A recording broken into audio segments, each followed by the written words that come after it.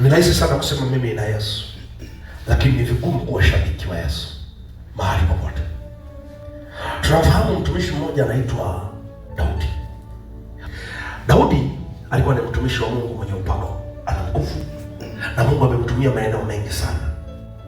Siku moja Daudi akiwa na akili timamu akaamua kumpenda mke wa mtu kwa sababu amemtamani kwa macho. Ila Daudi alikuwa na Mungu. Uongo kweli? Daudi akaenda akamtongoza yule mwanamke Bathsheba.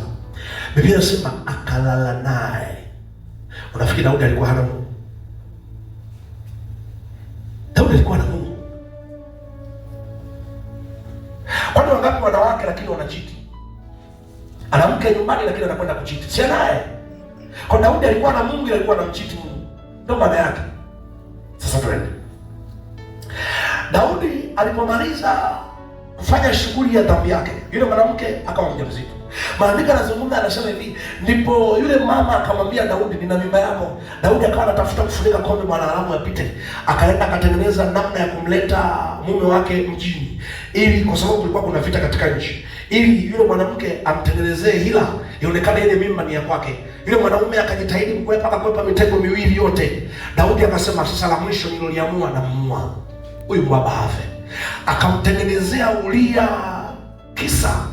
Alafu alipofika vitani akamwambia Yoabu, mwekeni Uria katikati ya jeshi kubwa penye vita kali, aanguke na kufa. Kwa nini? Anataka kufunika kombe mwanadamu yapite. Naomba nikuulize swali. Kwa nini Daudi alikuwa hawezi kukumbuka hata kiduchu ninachokifanya ni kibaya? Mimi ni mtumishi wa Bwana. Kwa nini alisahau kukumbuka hata kiduchu kwamba mlokole mimi naweza nikafanya unyama huu, nimechukua mke wake, haitoshi, nataka nimuue na yeye, amenikosea nini? Huu nyama ulitoka wapi? Hata wewe mwenyewe umefikiri Mkristo kabisa, mtumishi wa Mungu mpaka mafuta anaamua kumfanyia mtu mnyama namna hii, ulitoka wapi? Kuna utofauti mkubwa sana wa kuwa na Mungu na kumkumbuka Mungu. Biblia inasema hivi, mkumbuke muumba wako. Remembering huwa inatokea immediately on the spot ukiwa ndani ya tukio.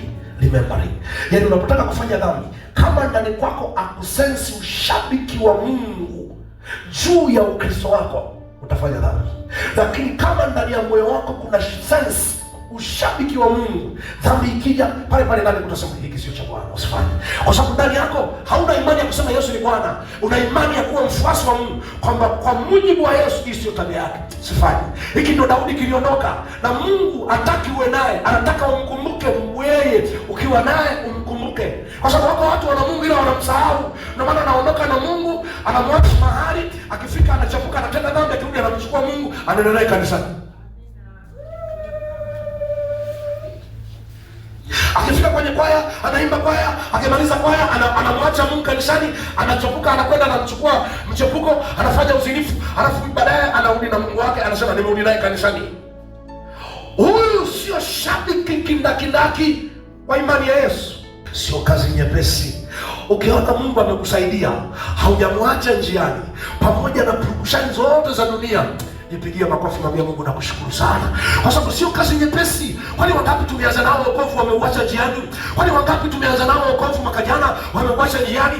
Tunao katika daftari la kanisa kwamba ni Wakristo, lakini kwenye kitabu cha mbinguni majina yao Mungu amefuta, hayapo. Nini? Wameiacha imani walipokutana na pesa za bingo za haraka kazini, pesa za rushwa, wakaamua kupaka imani pembeni, wakachukua bingo ya fedha, alafu wakaendelea na maisha. Na maandiko yanasema mkumbuke muumba wako, mkumbuke muumba wako siku za ujana wako. Hakuna muhimu sana wa kuwa na remembering ya Mungu unapotembea.